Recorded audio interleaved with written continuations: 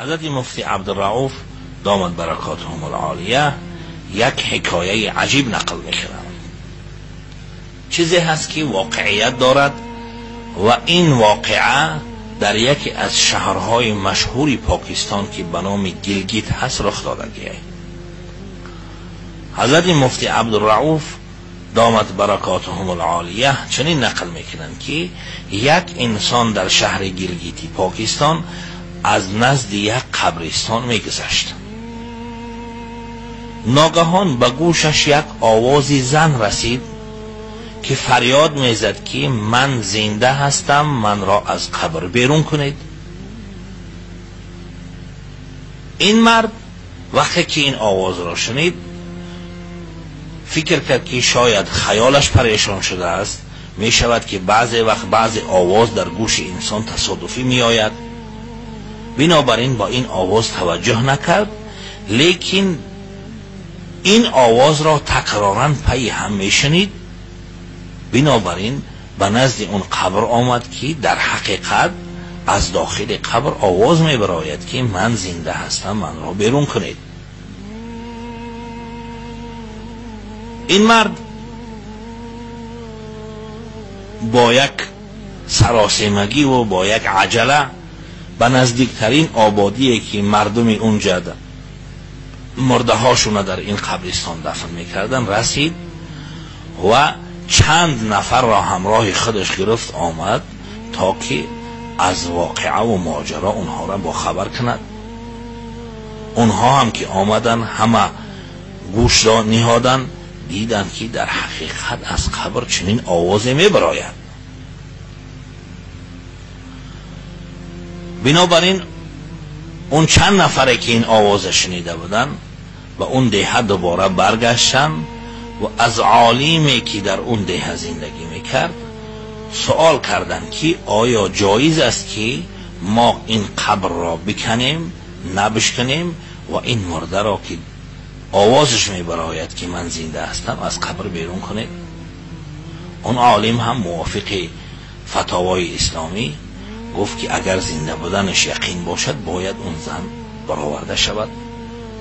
بنابراین آمدن قبر را کندن، دیدن که در داخل قبر یک زنی برهنه با یک کفن پوسیدگی نشسته است و اونها را صدا کرد که در حال از خانه من لباس بیارید. اهل اون محله شناختن که این زن کی است.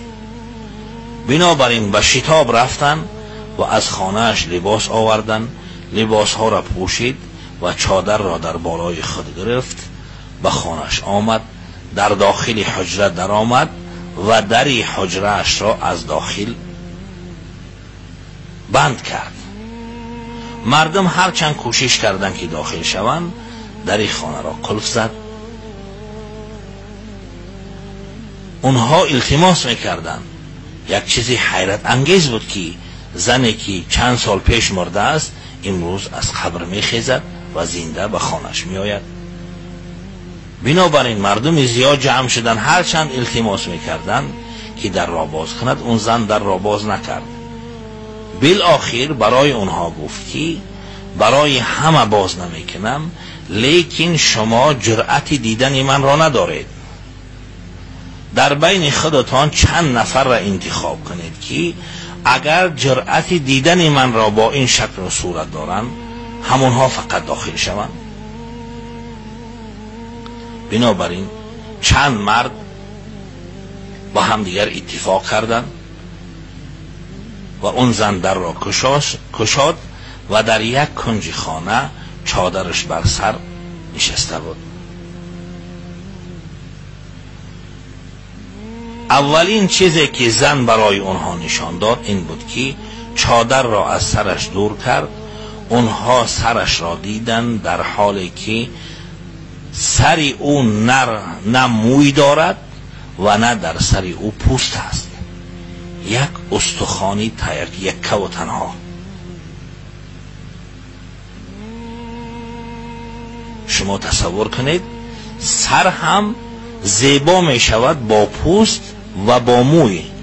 علل خصوص زنها اگر موی نداشته باشند زیباگی را از دست می دهند. با وجودی که انسانی که در سر او پوست نباشد نه تنها زیبایی بلکه دیدن او برای هر انسان کاری آسان نیست. به هر حال از او پرسیدن که به چه سبب موی سرت ریخته است و پوست سرت هم رفته است. اون زن گفت که من در دنیا وقتی که از خانه بیرون می شدم یا در حولی در مقابل مردهای نامحرم که روبرو می شدم موی سرم را از اونها ستر نمی کردم، نمی پوشاندم. وقتی که مردم فرشته ها آمدن و موی سر من را یکایک چیندن. هر وقتی که یک موی را میکندن پوستی سرم هم از جایش میخیست. بعد از سرش را پوشید و دهانش را برای اونها نشان داد. مردم دیدن که این زن لب ندارد و در دهان اون هم چند دندان هست. شما به خود اندیشه کنید که چقدر صورت دهشتناک است.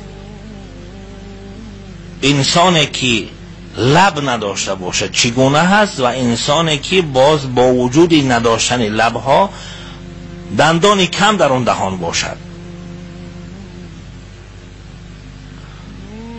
از او پرسیدن که برای چی لبهای تو نیست؟ فرمود که من در دنیا لبهای خود را آرایش می دادم و در مقابل مردهای نامحرم نشان می دادم. وقتی که مردم فرشته ها آمدن و لبهای من را بریدن. بعد از آن چهرهش را هم پوشانید و دستها و پاهاش برای اونها نشان داد. اونها دیدن که این انسان نه ناخون دارد نه انگشت دارد.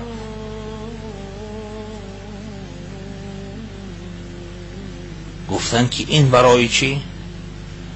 فرمود که در دنیا من ناخونهای دست و پایم را رنگ می کردم و بیرون می برآمدم و در مقابل مردها اونها را به نمایش می گذاشتم. وقتی رفتن کاری می کردم که اونها ببینن این را.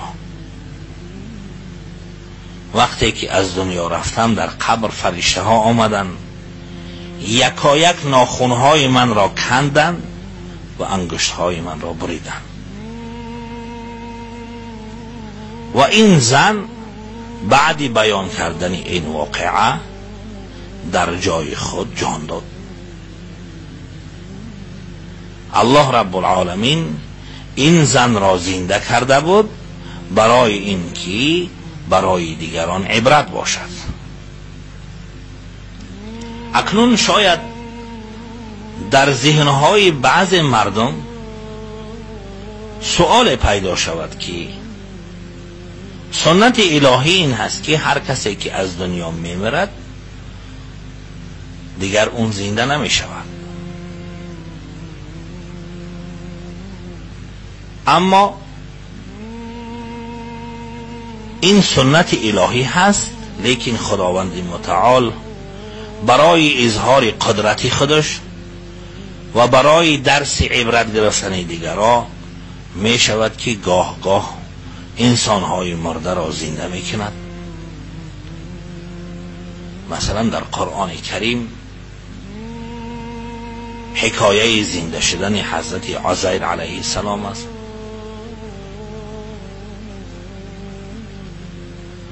فاماته الله 100 عام ثم بعثه. بعد از 100 سال مردن دوباره او را زنده کرد. قال کم لبثت؟ قال لبثت یوما او بعض یوم. قال بل لبثت 100 عام. خدا از او پرسید که چند روز زندگی مرده بودی؟ چند روز گذشت؟ گفت 1 روز او بعض یوم، یا کمتر از 1 روز. الله رب العالمین فرمود که بل لبثت 100 عام، 100 سال گذشت. این چنین همه ما و شما آگاهی داریم که حضرت عیسی علی نبینا و علیه السلام به طور معجزه بعضی از مردم ها را به اذن الهی که مرده بودن و پوسیده بودن اونها را زنده میکرد. و ابرئ الاکمه والابرص و احیی الموتى باذن الله. حضرت عیسی علیه السلام خودش میگوید که من کوری نابینا و انسانی که دچار بیماری سفید پوستی هست پیست و احیی الموتى باذن الله، مرده را به امر خدا زنده میکنم، اونها را هم به امر خدا بینا و از کسلی پوست میرهانم. علاوه بر این علامه ابن ابی دنیا رحمت الله علیه کتاب دارند به نام من عاش بعد الموت. کتاب درباره اشخاصی هست که بعد از مردن دوباره زنده شدن و زندگی کردن. در اونجا نمونه های مختلف میارد از مردم های مختلفی که بعد از مردن دوباره زنده شدن. اینچنین حافظ ابن رجب حنبلی در کتاب مشهوری خودش احوال الموت و القبور، غالبا به همین نام است، حکایت های را ذکر میکند که دلالت بر این میکند که الله رب العالمین در این دنیا بنابر حکمت هایی که خودش میدوند بعضی بنده ها را بعد از مردن زنده میکند و از جمله اون حکمت ها درس عبرت گرفتن دیگرها هست. برای اونها چیزی نمایان میکند که آماده سفری آخرت باشند.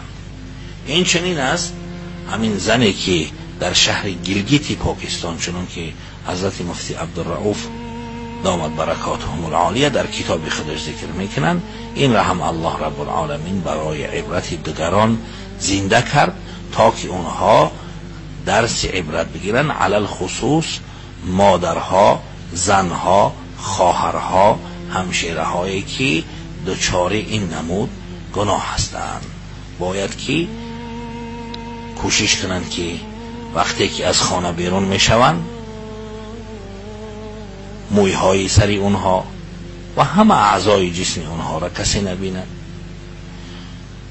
یک چیز را باید قید کنم که بعض انسان هایی هستند که لباس میپوشند، اعضای اونها نمایان نیست، یگانجا کشف عورت شدگی نیست، لباس فرا گرفتگی ای، اما اون لباس از نگاه شریعت نادرست هست. به دو سبب. بعضی لباس هایی هستند که به اندازه تنک هستند،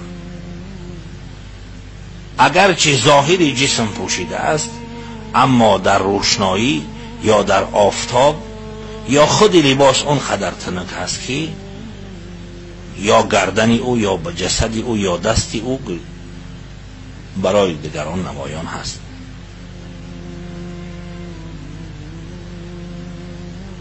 یا این که لباس دارند که تنک نیست اما اون قدر تنگ جفس هست که بعضی از اندام ظاهری اونها نمودار هست. از این نمود لباس ها هم رسول خدا صلی الله علیه و سلم منع فرمودن و فرمودن که این نمود زنهایی که کاسیات و عاریات گفتن، به ظاهر پوشیدگی لیکن در حقیقت اینها لچ هستند، این نمود زنها را فرمودن که اینها هم در آتش دوزخ می سوزند.